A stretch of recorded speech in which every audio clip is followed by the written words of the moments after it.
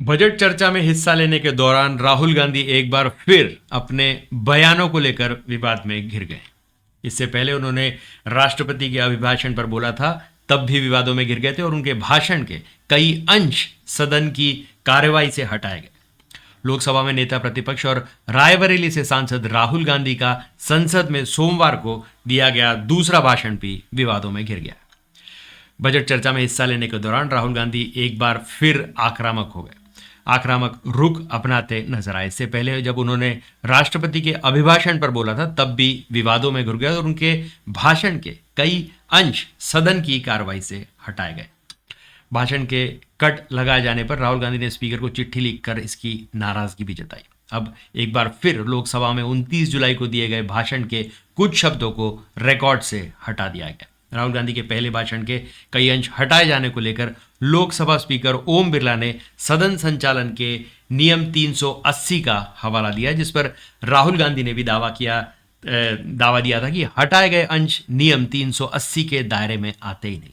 ऐसे में आइए जानते हैं कि किस नियम के तहत संसदीय रिकॉर्ड स्टेटमेंट संसदीय रिकॉर्ड से हटाए जाते हैं, क्या नियम कहते हैं और दरअसल इसकी क्या प्रक्रिया है। लोकसभा की प्रक्रिया और कार्य संचालन नियम 380 निष्कासन में कहा गया है कि अगर स्पीकर की राय है कि वाद विवाद में ऐसे शब्दों का इस्तेमाल किया जा रहा है जो अपमानजनक या अशिष्ट या असंसदीय या अशोभनीय है, तो वे अपने विवेक का इस्तेमाल करते हुए आदेश दे सकते हैं कि ऐसे शब्दों को सदन की कार्रवाई से निकाल दिया जाए।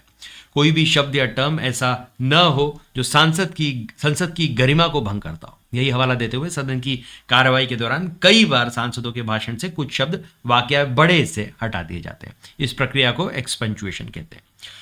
लोकसभा की प्रक्रिया और कार्य संचालन नियम 380 कहता है कि लोकसभा अध्यक्ष की जिम्मेदारी है कि वो अपने विवेक से किसी सांसद के बयान के कुछ हिस्सों या शब्दों को हटा सकते हैं। वही दूसरा पक्ष भी ऐतराज उठाए और स्पीकर का ध्यान दिलाए तो यहां पे भी एक्शन लिया जा सकता है। इसके अलावा रिपोर्टिंग सेक्शन में भी ऐसे असंसदीय शब्द या वाक्य को लेकर अलर्ट रहता है। अगर कोई सदस्य ऐसा शब्द बोले जो किसी को परेशान करे या सदन की मर्यादा तोड़ता है, तो रिपोर्टिंग सेक्शन उसे पीठासीन अधिकारी या स्पीकर को भेजता है। साथ ही पूरा संदर्भ रखते हुए उस शब्द को हटाने की अपील करता है।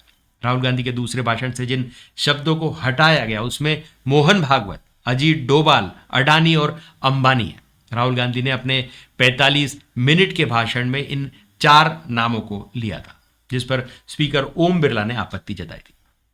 उनके भाषण के दौरान काफी हंगामा हुआ। सत्ता पक्ष के सांसदों ने लोकसभा स्पीकर ओम बिरला से शिकायत दर्ज कराई, जिसके बाद अब राहुल गांधी के भाषण पर कैंची चली है।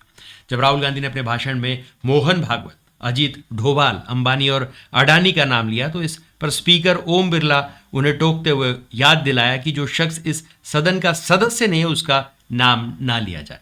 इस पर राहुल गांधी ने कहा कि अगर वो चाहते हैं कि वो अजीत डोभाल, अडानी और अंबानी का नाम न लें तो वो नहीं लेंगे। उन्होंने आरोप लगाया कि देश की जनता को मोदी सरकार ने चक्रव्यूह में फंसा दिया। इसमें किसान और युवा सबसे ज्यादा पीड़ित हैं।